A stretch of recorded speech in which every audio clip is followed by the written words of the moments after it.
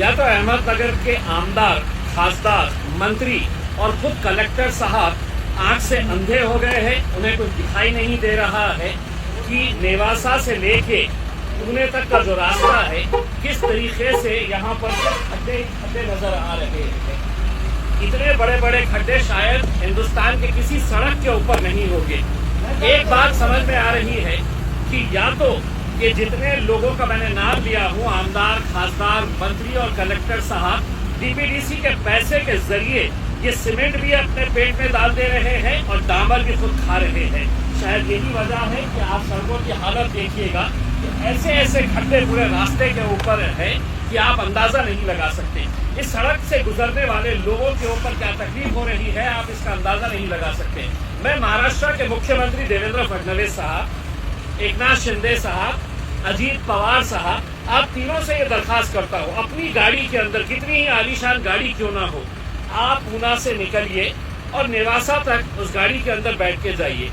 आपकी गाड़ी का सफर जो होगा उसके बदले में मैं आपको 10,001 रुपया इनाम दूंगा। ये खड्डे क्या सिर्फ आम लोगों के लिए है? आप हेलीकॉप्टर से घूमेंगे, लोगों से टैक्सेस वसूल करेंगे और यहाँ पर लोगों को इस तरह के खड्डे नसीब होंगे। हम सरकार से ये दरखास्त कर रहे हैं, अहमदनगर प्रशासन और पुलिस को ये बता रहे हैं, अगर जल्द से जल्द ये रास्ते की दुरुस्ती नहीं होती है तो हम इस रास्ते को पूरी तरीके से बैक कर देंगे, हम रास्ता रोको आंदोलन करेंगे। हो सकता है कि पैसे की लालच के अंदर ये डीपीडीसी का फंड पूरा आपस में मिल बांट कर खा रहे हैं। उन्हें फिक्र बस इस बात की थी कि अहमदनगर शहर का नाम कैसे बदला जाए। आपने नाम बदल दिए, अहिल्याबाई होलकर के नाम के ऊपर इस शहर का नाम तो रख दिए, लेकिन आपको शर्म नहीं आ रही है कि इस शहर के आने और जाने का जो रास्ता है उसके ऊपर जो खड्डे भरमार पड़े हुए हैं उसको आपको नजर नहीं आ रहा है। हम आपसे दरखास्त कर रहे हैं। और हाँ, मुख्यमंत्री साहब अगर इस सड़क से गुजर रहे हैं तो 10,001 रुपया, और अगर इसी सड़क से वापस जा रहे हैं तो दोबारा 10,001 रुपया हमारी तरफ से, मजलिस की तरफ से आपको दिए जाएंगे। आमदार, खासदार, कलेक्टर साहब, आपसे मैं दरखास्त कर रहा हूँ, एसी कैबिन में बैठने के लिए आपको नहीं वहाँ पे जगह दी गई है।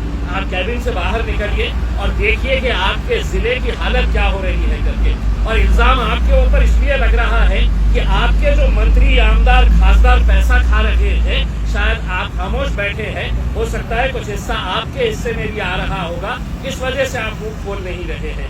जल्द से जल्द ये रास्ता दुरुस्त कर दीजिएगा। हमें मजबूर मत करिएगा कि हम दोबारा यहाँ पर आए और पूरे रास्ते को हम जाम कर दें। जल्द से जल्द ये काम शुरू किया जाए।